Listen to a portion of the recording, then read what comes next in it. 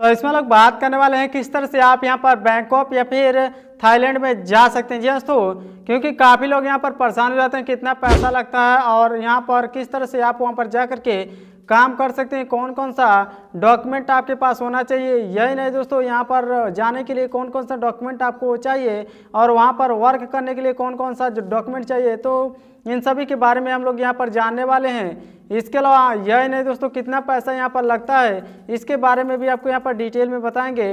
तो जानने के लिए आप इस वीडियो को शुरू से लेकर लास्ट तक देखते रहिए, आपको पूरी जानकारी मिलेगी। तो चलिए यहाँ पर बात करते हैं, जो कि यहाँ पर थाईलैंड कंट्री है या फिर मान लीजिए आप बैंकॉक में जाना चाहते हैं तो सेम ही रूल यहाँ पर फॉलो होता है दोनों ही जगह पर। तो दोस्तों यहाँ पर आप सबसे पहले हम लोग यहाँ पर बात कर लेते हैं जो कि आपका वर्क वीज़ा होता है। जी दोस्तों, वर्क वीज़ा क्या होता है और किस तरह से आपको देखने के लिए मिलता है और कितना पैसा इसमें खर्च होता है। जी दोस्तों, तो वर्क वीज़ा एक तरह से यहाँ पर वर्किंग टाइप वीज़ा होता है दोस्तों, जो कि आपको यहाँ पर नॉन इमिग्रेशन होता है, उसके थ्रू आप यहाँ पर वीज़ा डी अप्लाई करवा सकते हैं जो कि वर्क वीज़ा होता है। और इस वीज़ा को यूज़ करके आप वहाँ पर वर्क कर सकते हैं। वर्क करने के लिए एक चीज़ और चाहिए होता है दोस्तों, वर्क परमिट। तो वह किस तरह से मिलेगा अभी आपको आगे वीडियो में बताएंगे। उससे पहले आपको यहाँ पर बता देते हैं क्या इंडियन दोस्तों जो कि यहाँ पर थाईलैंड कंट्री जा सकते हैं। तो दोस्तों इंडिया से जो भी यहाँ पर यूजर है थाईलैंड कंट्री में जा करके वर्क कर सकता है। जी हाँ दोस्तों, वर्क करने के लिए कुछ यहाँ पर रिक्वायरमेंट है, जैसे कि जो कि वहाँ की कंपनी होती है, रजिस्टर्ड कंपनी होती है, उनका कुछ डॉक्यूमेंट लगता है, तभी आपको यहाँ पर अप्रूवल मिलता है। बात करते हैं वर्क वीज़ा फ़ी की, तो जो कि यहाँ पर वर्क वीज़ा होता है थाईलैंड कंट्री का, इसका फ़ी आपको सिंगल एंट्री का वीज़ा देखने के लिए मिलता है 5000, यानी कि 5000 रुपये का आपको यहाँ पर सिंगल एंट्री का वीज़ा देखने के लिए मिल जाता है जो कि वर्क वीज़ा होता है। और जो भी आपका ये पेमेंट होता है नॉन रिफंडेबल होता है, यानी कि पेमेंट करने के बाद आपको यहाँ पर रिटर्न नहीं होगा, क्योंकि काफ़ी लोग यहाँ पर वीज़ा का जो कि प्रोसेस होता है उसको कैंसिल करके रिफंड लेना चाहते हैं दोस्तों। तो ऐसा आपको यहाँ पर पॉसिबल नहीं है। यदि मान लीजिए आप वीज़ा के लिए अप्लाई कर दिए तो पेमेंट आपका यहाँ पर रिफंड नहीं हो सकता है। इसके अलावा यहाँ पर बात करते हैं अगले क्वेश्चन की, काफ़ी लोग यहाँ पर पूछते हैं जैसे कि जो कि आपका वीज़ा होता है यह सिंगल एंट्री का कितने दिन तक वैलिड रहता है। तो आपकी जानकारी के लिए बता दें, यह वीज़ा यहाँ पर 90 डेज के लिए वैलिड रहता है और यदि मान लीजिए आप चाहते हैं तो इसका डेट एक्सटेंड कर सकते हैं, यानी कि बढ़ा सकते हैं। 90 डेज से आप यहाँ पर 6 महीने, 9 महीने या फिर मान लीजिए साल भर के लिए भी आप यहाँ पर बढ़ा सकते हैं। इसके अलावा यही नहीं दोस्तों, काफ़ी लोग यह भी पूछते हैं कि जो कि आपका यहाँ पर यह वर्क वीज़ा होता है यह कितने दिन में प्रोसेस हो जाता है। तो दोस्तों जो कि आपका थाईलैंड कंट्री का फिर बैंकॉक कंट्री का वीज़ा होता है यह आपका 3 दिन से 5 दिन के अंदर ही यहाँ पर प्रोसेस हो जाता है और वर्क वीज़ा आपको यहाँ पर देखने के लिए मिल जाता है। इसके अलावा बात कर लेते हैं कहाँ पर आप अप्लाई कर सकते हैं वर्क वीज़ा के लिए। जी दोस्तों, तो आपके नियरेस्ट जो कि एम्बेसी होता है वहाँ पर अप्लाई कर सकते हैं, या फिर मान लीजिए जो कि VFS ग्लोबल का एप्लीकेशन सेंटर होता है, वीज़ा एप्लीकेशन सेंटर, वहाँ पर अप्लाई कर सकते हैं। यदि मान लीजिए आप नहीं जानते कहाँ पर है, किस लोकेशन पर है, तो आपको यहाँ पर बता देते हैं। यह जो कि VFS ग्लोबल एप्लीकेशन सेंटर होता है, वीज़ा सेंटर, यह यहाँ पर दिल्ली में, मुंबई में, पुणे में, इसके अलावा यहाँ पर हैदराबाद, बेंगलोर और भी यहाँ पर कुछ सिटी में दोस्तों, तो वहाँ पर भी आप जा करके विजिट करके अप्लाई करा सकते हैं। इसके अलावा बात करते हैं, कुछ लोग यह पूछते हैं कि जो कि वर्क वीज़ा होता है, जब कोई भी आप वीज़ा एप्लीकेशन सेंटर पे अप्लाई करने जाते हैं उससे पहले कौन कौन सा रिक्वायर्ड डॉक्यूमेंट आपके पास होना चाहिए। जी दोस्तों, तो यह जानना बहुत ही ज़रूरी हो जाता है। तो दोस्तों इसमें आपके पास एक इंडियन पासपोर्ट रहना चाहिए, वह भी वैलिड, यानी कि लेटेस्ट उसमें 6 मंथ की वैलिडिटी रहनी चाहिए और 2 ब्लैंक पेज रहना चाहिए। इसके अलावा 2 आपको पासपोर्ट साइज फोटो रहना चाहिए। इसके अलावा वीज़ा एप्लीकेशन फॉर्म जो कि होता है उसको सबमिट करना पड़ता है।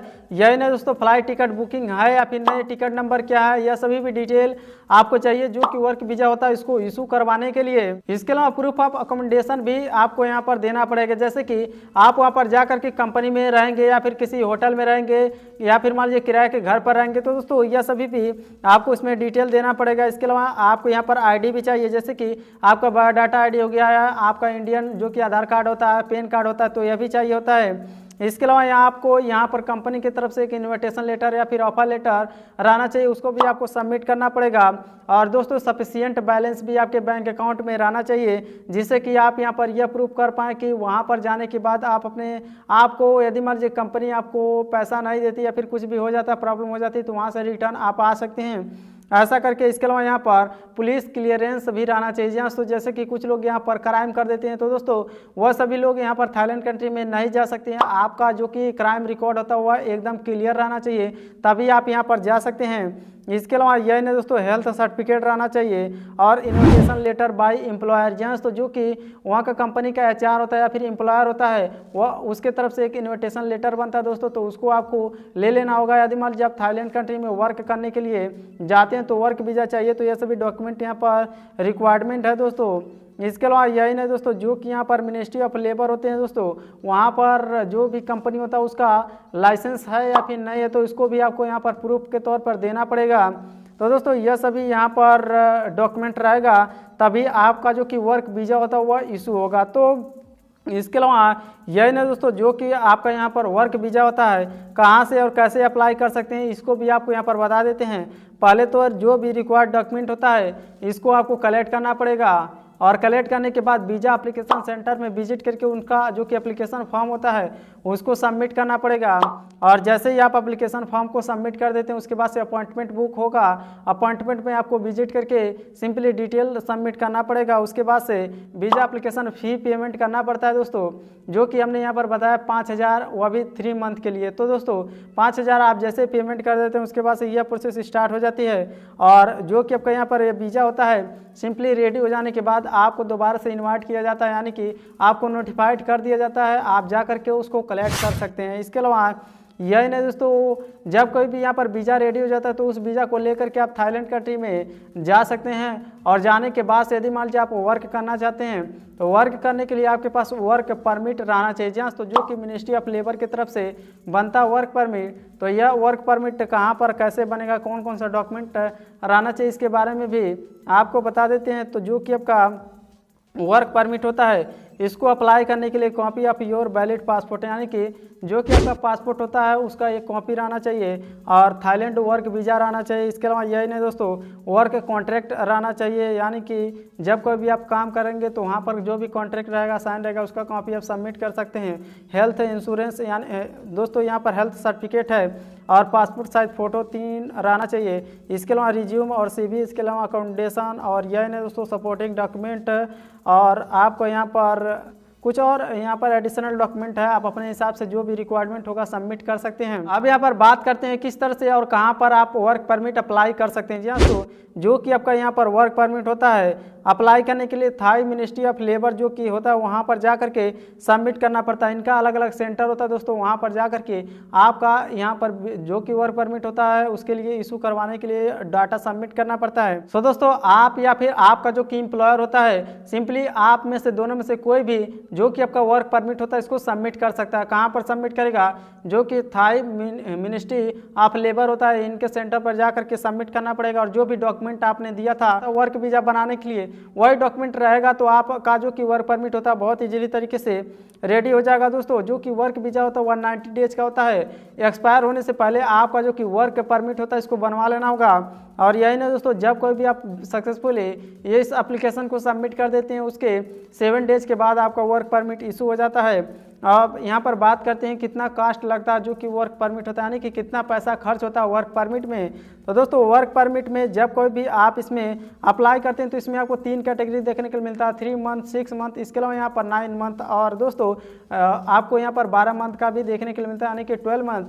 तो दोस्तों 1 साल की वैलिडिटी के लिए बता देते हैं 6,500 रुपये। इसके अलावा यहाँ पर आपको देखने को मिलता है 6 महीने के लिए 3200 रुपये, और 3 महीने के लिए 1600 रुपये आपको फ़ी पेमेंट करना पड़ता है। यदि मान लीजिए आप थाईलैंड कंट्री में जा करके या फिर बैंकॉक में जा करके आप वर्क करना चाहते हैं 1 ईयर, तो दोस्तों आपको यहाँ पर 6,500 रुपये इसके लिए और 5,000 रुपये वर्क वीज़ा के लिए देना पड़ेगा। तो दोस्तों आप यहाँ पर टोटल कैलकुलेशन कर सकते हैं, करीब करीब यहाँ पर 11,500 से 12,000 रुपये में आपका ये दोनों डॉक्यूमेंट रेडी हो जाएगा। इसके अलावा यहाँ पर ऊपर का खर्चा रहता है, जैसे कि आपका फ्लाइट टिकट हो गया। इसके अलावा यहाँ पर कंपनी में आपको रहने खाने का व्यवस्था है, तो अच्छी बात है दोस्तों, उसके ऊपर आपको कोई भी खर्चा देखने के लिए नहीं मिलेगा।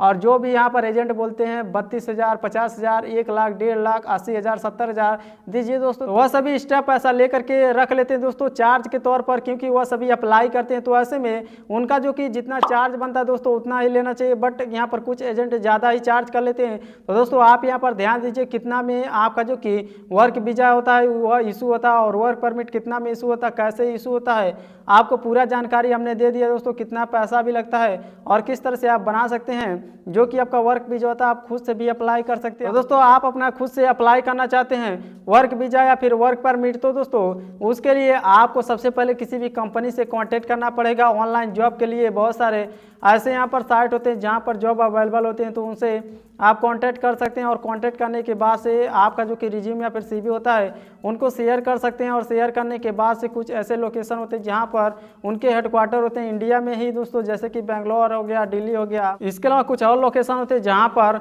उनका सेंटर होता है, वहाँ पर विजिट करके आपको इंटरव्यू देना होता है, फिर सीवी सिलेक्शन होता है। उसके बाद से आपका वर्क वीजा इशू हो जाता है और वहाँ पर जाने के बाद से वर्क परमिट इशू हो जाता है। तो कुछ इस तरह से आप यहाँ पर एप्लीकेशन सेंटर पर जा करके वर्क वीजा सबमिट कर सकते हैं जो कि VFS ग्लोबल है। और यदि मान लीजिए आप नहीं जानते हैं कैसे सबमिट करना, तो उसका भी वीडियो हमने यहाँ पर बना दिया दोस्तों। उस वीडियो को देखना चाहते हैं तो इस वीडियो के डिस्क्रिप्शन में मिल जाएगा, आप जा कर के लिंक उस पर क्लिक करेंगे तो आपको यहाँ पर पूरा डिटेल मिलेगा कहाँ पर और कैसे आप अपना वर्क परमिट अप्लाई कर सकते हैं, या फिर मान लीजिए जो कि वीज़ा एप्लीकेशन सेंटर होता है कहाँ पर मिलेगा, कैसे जा कर के आपको वीज़ा अप्लाई करना है। तो इसी तरह से और जानकारी जानने के लिए चैनल को सब्सक्राइब कर लीजिए दोस्तों। और वीडियो पसंद आती है तो इसे एक लाइक और एक शेयर जरूर कीजिए। और कोई सवाल या सुझाव तो नीचे कमेंट बॉक्स में कमेंट करके पूछ सकते हैं। तो आपसे मिलते हैं नेक्स्ट वीडियो में।